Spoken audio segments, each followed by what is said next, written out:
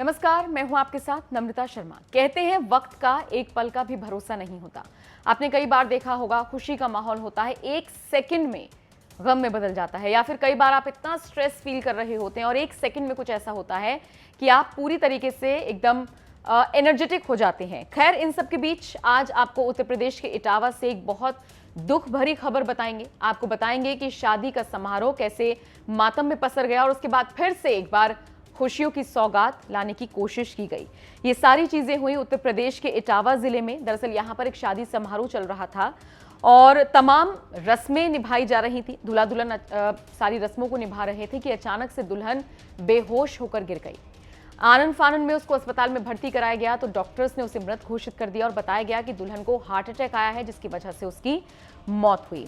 जाहिर तौर पर मंडप सजा हुआ था, तमाम रीति रिवाजों को फॉलो किया जा रहा था और इन सब के बीच दुल्हन की हार्ट अटैक से मौत।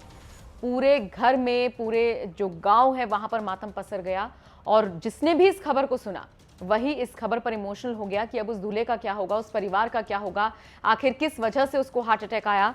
और ये सारी चीजें सबके जहन में घूमने लगी कि तभी जो परिवार है उसने एक फैसला लिया और जो दूल्हे की साली थी यानी मृतका की बहन, उसको बैठा दिया मंडप में और उसकी शादी कर दी।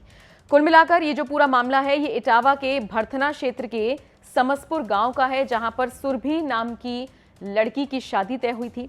और लेकिन जब पूरे रीति रिवाज किए जा रहे थे उस वक्त सुरभि को हार्ट अटैक आया और उसके बाद उसकी मौत हो गई, जिसके बाद परिवार ने आनन फानन में जो सुरभि की बहन है उसको बैठा दिया मंडप में और जो दूल्हा है मंजेश, उसके साथ उसकी शादी कर दी।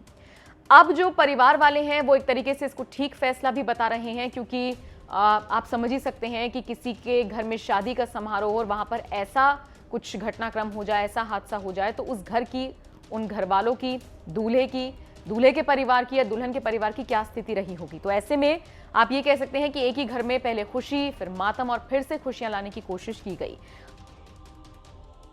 खैर, ये खबर इटावा से आई है। आप बताइए इस पूरी खबर को लेकर आप क्या सोचते हैं।